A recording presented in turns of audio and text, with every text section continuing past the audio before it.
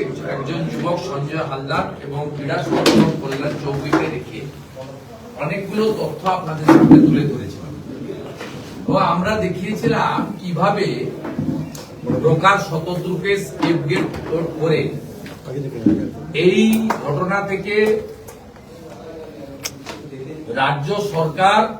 রাজ্যের police, Bidhannagar police এবং দুর্নীতিকে আড়াল করার ব্যবস্থা হচ্ছে।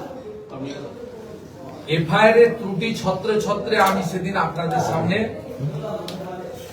তুলে ধরেছি এবং আপনারা নিজেরা জানেন সোমবার দিন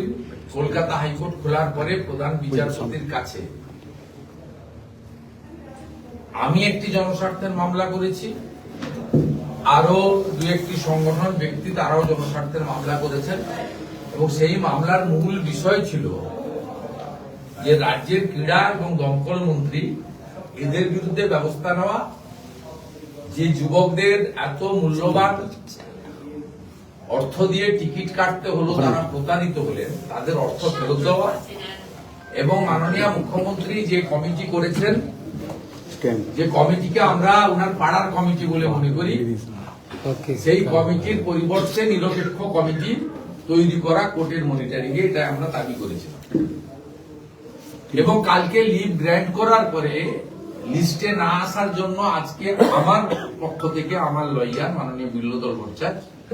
মহামান্য প্রধান বিচারপতি অ্যাক্টিং চিফ জাস্টিসের দৃষ্টি আকর্ষণ করেন। তিনি বৃহস্পতিবার মামলাটি রাখার জন্য নির্দেশ দেন। তারপরে অবসরপ্রাপ্ত বিচারপতি অসীম রায়ের নেতৃত্বে মমতা ব্যানার্জি যে কমিটি করেছিলেন, সিট গঠনের ক্ষেত্রে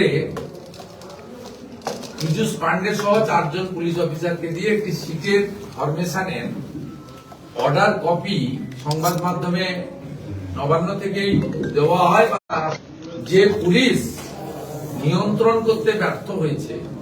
সেই পশ্চিমবঙ্গ পুলিশের প্রতি কারো রাস্তা নেই।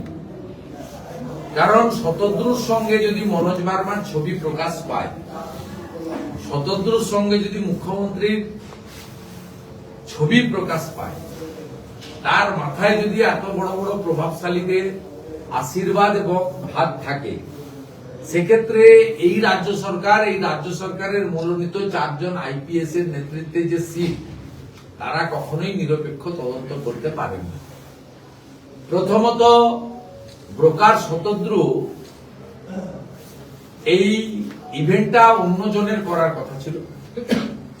তৃণমূল বা তার মন্ত্রীরা সব জায়গায় টাকা চায় এবং